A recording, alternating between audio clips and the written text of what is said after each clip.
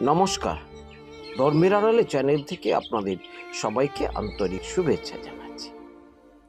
আজকের বিষয় হলো অন্তর্জলী যাত্রা। আমাদের হিন্দু ধর্মের চেয়ে বেশিরভাগ আছে কুসংস্কার। এই কুসংস্কার আমাদের হিন্দু ধর্মটাকে শেষ করছে। আগে করেছিল, এখনো করছে। আমার এই ভিডিওটার উদ্দেশ্য আমরা যেন আমাদের ধর্মকে কুসংস্কার মুক্ত করতে পারি, চেষ্টা করি। আমরা সমবেতভাবে চেষ্টা করলে নিশ্চয়ই আমাদের হিন্দু ধর্ম পরিষ্কার পরিচ্ছন্ন নিট ক্লিন। অন্তর্জলী যাত্রা সম্পর্কে আপনারা অনেকেই জানেন।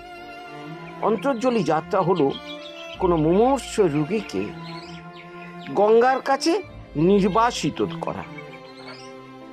কি ভয়ঙ্কর জিজ্ঞাসা দেখুন, যে মানুষটা তার সন্তানদের বাঁচিয়ে রেখেছে আপ্রাণ কষ্ট করে, নিজের চেষ্টায়, নিজে না খাইয়েও খাইয়েছে, অথবা যেমন করে ও লালন পালন করেছে, তার স্নেহের কোনো খামতি নেই, দোষ নেই, কিন্তু সেই ব্যক্তিকে মুমূর্ষ অবস্থায় গঙ্গার ধারে ফেলে রেখে আসা হবে। এটাই হলো অন্তর্জলী যাত্রা। এটাই তখনকার দিনে বামুনরা ঠিক করেছে যে যদি কোনো ব্যক্তি চিকিৎসায় সুস্থ না হয় তাহলে গঙ্গার ধারে দিয়ে এসো। গঙ্গার ধারে দিয়ে আসবে কেন? গঙ্গার ধারে দিয়ে এলে তার আত্মা শান্তি পাবে। কি করে আত্মা শান্তি পাবে? বিষয়টা ভালো করে শুনুন।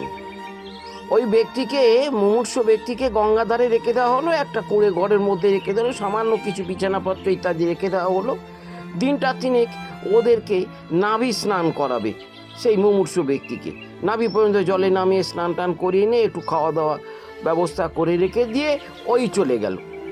ওই চলে যাওয়ার পরে এবারে সেই ব্যক্তি না খেয়ে মরে যাবে। হয়তো গঙ্গা স্নান করতে যাবে, গঙ্গার জলে ভেসে যাবে। ব্যাস, কি পুণ্য হয়ে গেল। তার যে অপমৃত্যু হলো, অপঘাতে মৃত্যু হলো, আত্মহত্যা করলো, এটা জানার দরকার নেই। বলা হলো যে মা গঙ্গা তাকে উদ্ধার করেছে, মা গঙ্গার দায় পড়ে গেছে, মা গঙ্গা উদ্ধার করেছে। আজকের এই বিষয়টা আপনাদের কাছে তুলে ধরলাম। কারণটা ওই একই, যে আমাদের হিন্দু ধর্মে এখনো কুসংস্কারের কোনো অভাব নেই, কিন্তু ধর্মের অভাব আছে।